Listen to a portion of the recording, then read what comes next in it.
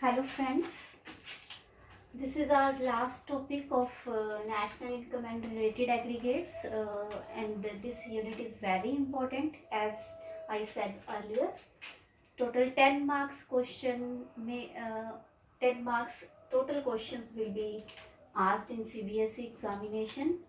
uh, as per last few years experience, every year we will get uh, 6 marks based on numericals, or sometimes it may be reasoning based questions like whether this particular item should be included or not included in domestic or national income, like this.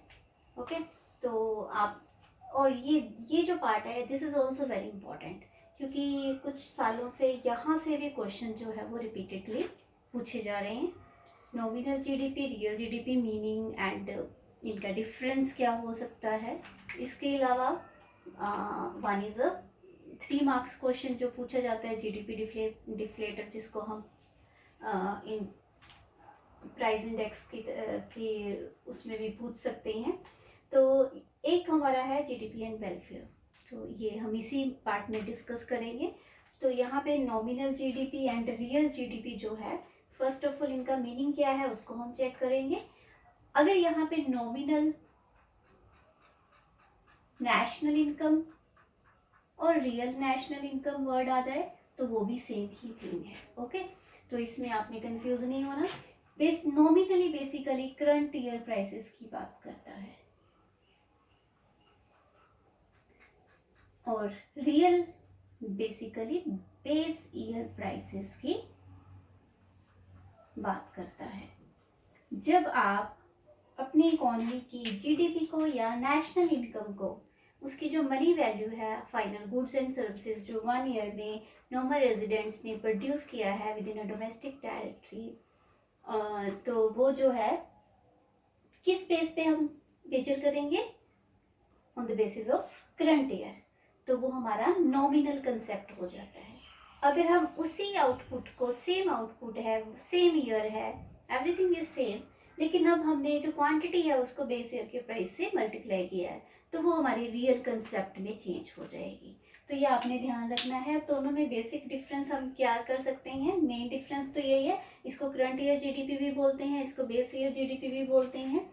जो nominal GDP या national income है, ये एक true indicator नहीं है economic welfare का या growth का.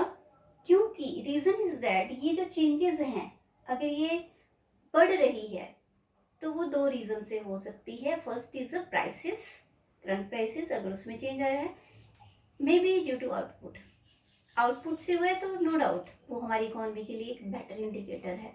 लेकिन जो रियल जीडीपी है, this is a true indicator. Y?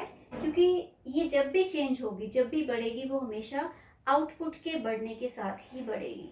तो ये हमें ध्यान रखना है कि नॉमिनल जो है वो दोनों सिचुएशन में चेंज हो सकती है, जब प्राइसेस चेंज हो रही है और जब आउटपुट चेंज हो रही है. लेकिन ये तभी चेंज होएगी जब आउटपुट चेंज होएगी. तो दैट्स वाई रियल जीडीपी और real national income is a true indicator of welfare. क्यों है? क्योंकि ये आउटपुट बढ़ने के साथ बढ़ी है. आउटपुट बढ़ने का मतलब क्या है, इकोनॉमी में पहले 100 कमोडिटीज थी. ओके,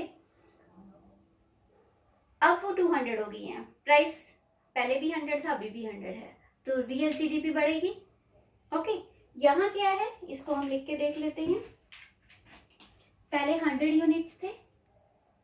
ओके, प्राइस 100 था, तो नॉमिनल जीडीपी कितना हो गया, 10,000. यहाँ पे भी 100 यूनिट्स, सेम ईयर की बात हो रही है, प्राइस भी 100, तो कितना हो गया, सेम. अब नेक्स्ट सेशन में क्या हुआ, ये पुराना सेशन है. करंट ईयर में क्या हुआ, आउटपुट जो है वो पहले हम लेते हैं चेंज नहीं हुई, लेकिन प्राइसेस चेंज हो गई. ओके, तो कितना आ गया, 20,000. ये क्या शो कर रहा है कि इकोनॉमी की इनकम बढ़ी है. इकोनॉमी की इनकम कब बढ़ेगी, इकोनॉमी की इनकम तभी बढ़ती है बेसिकली जब हमने मेथड यूज किए थे, जब आउटपुट बढ़ेगी. आउटपुट बढ़ेगी तो इनकम भी बढ़ेगी. जो फैक्टर्स ऑफ प्रोडक्शन है, फैक्टर्स ऑफ प्रोडक्शन, ये इनकम बढ़ेगी तो उनका एक्सपेंडिचर भी बढ़ेगा. ये बेसिक आइडिया है. पर यहाँ पर आउटपुट तो बढ़े ही नहीं, सिर्फ प्राइसेस बढ़े. प्राइसेस बढ़ने से क्या शो हुआ कि हमारी इकोनॉमी की इनकम बढ़ गई, पर एक्चुअल में इनकम कब बढ़ती है? आउटपुट बढ़ने से बढ़ती है। अब पहले भी इकोनॉमी के अंदर जो लोग थे वो 100 कमोडिटीज को यूज कर रहे थे, अभी भी उनके पास 100 ही कमोडिटीज है, उनकी लाइफ में तो कोई चेंज नहीं हुआ, तो वेलफेयर कैसे हो सकती है? यहाँ पे वो एज इट इज रहेगा, पहले भी 100 कमोडिटीज थी, बेस ईयर प्राइस सेम रहेगा, चेंज नहीं होता है, वो अभी भी उतना ही रहेगा। तो आउटपुट चेंज नहीं हुई तो रियल इनकम में चेंज नहीं आया। अब हम दूसरे एग्जाम्पल लेते हैं कि आउटपुट बढ़ गई है लेकिन प्राइसेस नहीं बढ़े हैं, तो इसका मतलब ये जो आया है ये तब आया है जब आउटपुट बढ़ी है। और यहां भी क्या होगा, हमारी आउटपुट बढ़ गई है, बेस ईयर प्राइस यहाँ पे भी सेम थे, सेकेंड टाइम भी सेम थे, थर्ड टाइम भी, तो ये तभी बढ़ रहा है जब आउटपुट बढ़ रही है। ये यहाँ पर विदाउट आउटपुट बढ़ने पे भी बढ़ रहा है और आउटपुट बढ़ने पे भी बढ़ रहा है।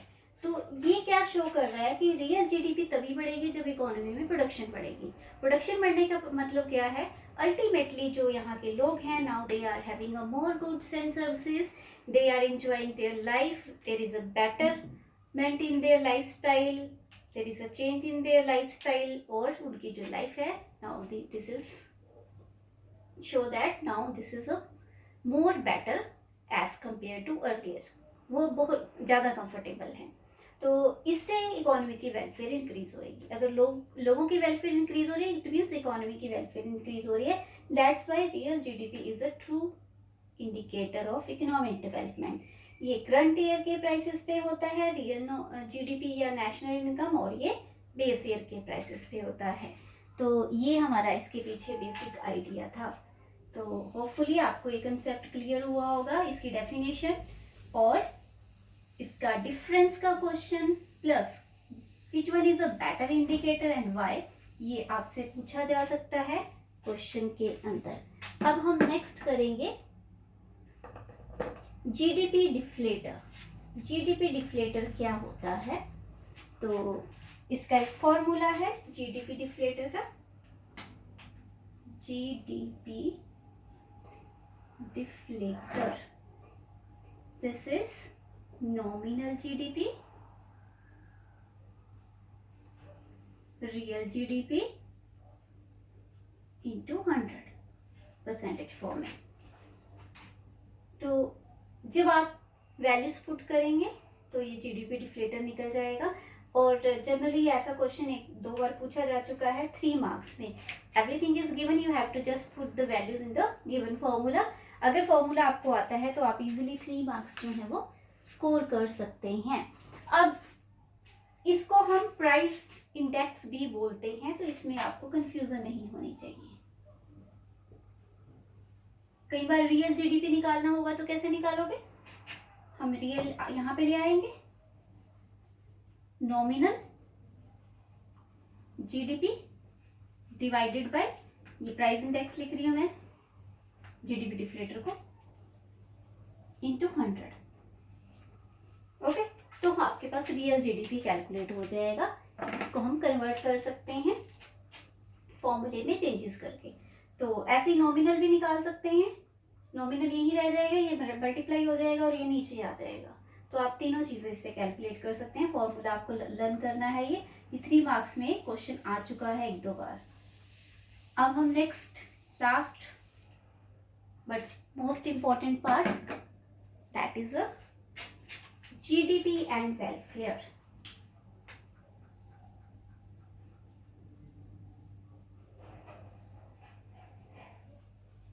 जो जीडीपी है वो ट्रू इंडिकेटर क्यों नहीं है, या what are the limitations of GDP, तो वो क्वेश्चन पूछा जा सकता है। लिमिटेशन मीन्स इसकी शॉर्टकमिंग्स, इसकी कमियां क्या हैं, या ये ट्रू इंडिकेटर क्यों नहीं है, क्या रीजंस है।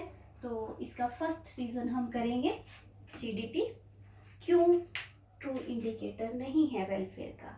First, distribution of GDP.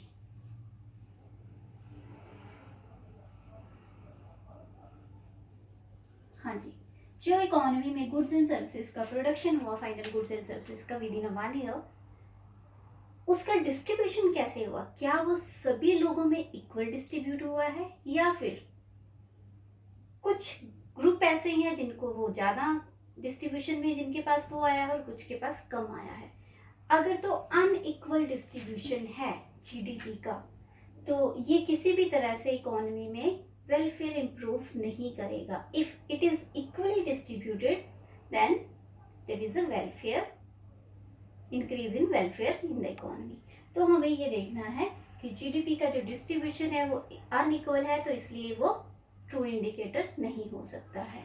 अब हमारा second point, non monetary exchange.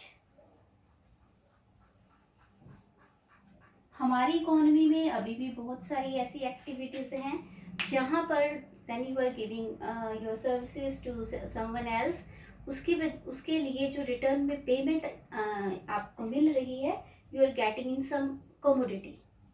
Okay, like एक वर्कर है, डेली वेजर है, वो एक फार्मर के पास काम कर रहा है, फार्मर उसको पे कैसे कर रहा है, in the form of wheat, not in the form of currency. तो this is a non monetary exchange. तो ऐसी जो चीज़ें हैं ये आपकी वेलफेयर पे डायरेक्टली इम्पेक्ट करती हैं, लेकिन इसका कहीं भी कोई भी हमारे पास अकाउंट नहीं है जिसके थ्रू आप इसको मेज़र कर सको, और इसको कहीं भी हम नोटिस नहीं करते हैं जो कि हमारी वेलफेयर पे इम्पेक्ट करता है। ये जीडीपी में इसको कहीं भी मेंशन नहीं किया जाता है।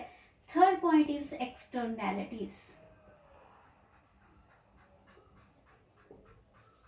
एक्सटर्नैलिटीज जो है, दिस इज वेरी इंपॉर्टेंट, बहुत बार क्वेश्चन आया हुआ है, meaning and explanation with example type. तो ये पॉजिटिव एंड नेगेटिव दो तरह की हो सकती है। Positive externality means when someone doing some task and due to that person or a firm you have getting some advantage benefit, but you are not paying to that person or a firm। आप उसको नहीं दे रहे, वो उसके काम की वजह से आपको फायदा हो रहा है। when you are face some losses, then there is no compensation for these losses to you by the person or a firm whose activities cause these losses to you। Okay, तो यहाँ किसी और पर्सन की activity से आपका नुकसान हो रहा है, उसके बदले में आपको कोई भी कॉम्पनसेशन नहीं दिया जा रहा है, तो ये नेगेटिव एक्सटर्नैलिटीज है। जनरली हम इसका एग्जांपल क्या लेते हैं, गवर्नमेंट ने आपके घर के बाहर बहुत सुंदर पार्क बनवा दिया है, जिसकी वजह से आपको फ्रेश एयर, एक बहुत ही सुंदर व्यू देखने को मिल रहा है, और उसकी आपकी वेलफेयर जो है वो इम्प्रूव हो रही है। तो आप उसके लिए कुछ भी किसी को पे नहीं कर रहे हो, ना ही गवर्नमेंट को आप पे कर रहे हो कि आपको इतना अच्छा व्यू मिल रहा है डेली, इतनी अच्छी फ्रेश एयर मिल रही है। तो ये जो है पॉजिटिव है। अब अगर वहाँ पे पार्क बना है, फ्लावर्स हैं, तो वहाँ पे हनी बीज होगी, उसने आपको काट लिया, that is a negative externality. इससे आपका जो वेलफेयर है वो डिक्रीज हुआ। नाउ इसके लिए आपको कोई भी कॉम्पनसेट नहीं कर रहा है, गवर्नमेंट भी नहीं कर रही है। ओके, द नेगेटिव एक्सटर्नलिटी है। जनरली हम इसमें एग्जांपल लेके चलते हैं पोल्यूशन का, नेगेटिव में, कि आपके नेबरहुड में कोई फॉर्म है, उसके पोल्यूशन से आपकी हेल्थ पे इम्पेक्ट पड़ रहा है, आपकी हेल्थ जो है वो पहले से ज़्यादा खराब हो रही है, आपको ब्रीदिंग प्रॉब्लम हो रही है, तो वो नेगेटिव एक्सटर्नैलिटी है। उसके लिए वो ना ओनर ना ही फर्म आपको कुछ भी पे कर रही हैं, तो ये आपने ध्यान रखना है। अब इसका भी जीडीपी में कहीं भी कोई भी इसको नहीं कंसिडर किया जाता है, एक्सटर्नैलिटीज को, ना पॉजिटिव को ना नेगेटिव को, बल्कि इसका डायरेक्ट इम्पैक्ट जो है हमारे वेलफेयर पे होता है। अब लास्ट पॉइंट हमारा है कंपोजिशन ऑफ जीडीपी। जी, कंपोजिशन मींस जो जीडीपी हमारी फाइनल गुड्स एंड सर्विसेज जो हैं उसमें किस तरह की गुड्स जो हैं उसकी बात हो रही है। अगर इकोनॉमी में गुड्स एंड सर्विसेज का प्रोडक्शन बढ़ता है, जीडीपी बढ़ता है, नो डाउट। अगर इकोनॉमी में ऐसे गुड्स एंड सर्विसेज का कंपोजिशन जो है उसमें किनका नंबर बढ़ा है, लाइक लिकर, तंबाकू, सिगरेट एक्सेट्रा, इनका प्रोडक्शन बढ़ गया, जिससे शो हुआ इकोनॉमी में प्रोडक्शन बढ़ी और जीडीपी बढ़ा, क्या इससे इकोनॉमी की वेलफेयर इंप्रूव होएगी? नो, क्योंकि इनका हमारी हेल्थ पे बैड इम्पैक्ट है, हमारी हेल्थ के लिए वो गुड इंडिकेटर्स नहीं है। तो कॉम्पोजिशन क्या है जीडीपी का, क्या वो डायरेक्टली कंजम्पशन पर्पस जो लोगों की यूज़ की गुड्स हैं उनको इंक्रीज कर रहे हैं, उसमें ऐसी कमोडिटीज़ हैं, या फिर ऐसी है जिसका नेगेटिव इम्पैक्ट है, या ऐसी कमोडिटीज़ है जो हमारी यूज़ की नहीं है, वो हमने रखी हुई है कि चलो इसको फ्यूचर में यूज़ किया जा सकता है किसी भी रीज़न से, तो वो कंज्यूमर की कंजम्पशन पे या उसकी वेलफेयर पे कोई भी इम्पैक्ट नहीं करते हैं। This is a GDP and welfare. अलग से एक किसी भी पॉइंट पे पूछा जा सकता है, एक साथ पॉइंट्स भी पूछे जा सकते हैं। तो ये हमारा क्वेश्चन था और इम्पॉर्टेंट है, जनरली इस तरह के क्वेश्चन पूछे जाते हैं। तो मैंने ट्राई किया है इस यूनिट को कि आपको मैं समझा सकूं, आपको शायद इससे थोड़ा हेल्प मिल सके। तो thank you so much, thank you.